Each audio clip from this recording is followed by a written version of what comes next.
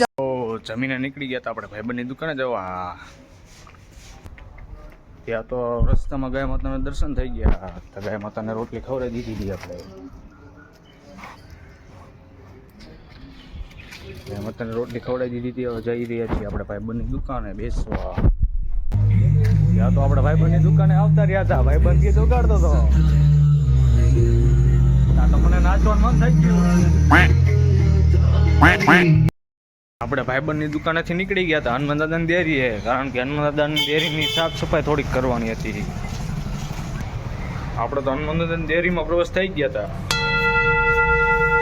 જય હનુમાન દાદા. હનુમાન દાદાની ડેરીની સાફ સફાઈ ચાલુ કરી દીધી હતી આપણે થોડી. હનુમાન દાદાની ડેરીની સાફ સફાઈ પૂરી થઈ ગઈ હતી, તમે જોઈ રહ્યો છો. હવે આપણે જવાનું છે પાછા શેરીના ખોચે જશું.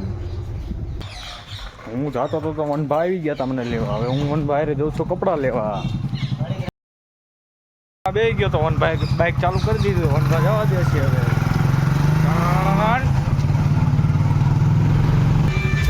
ત્યાં તો અમે આવતા રહેતા ભાઈબંધની દુકાને. ભાઈબંધ દાઢી કરતો જોવા મળ્યો.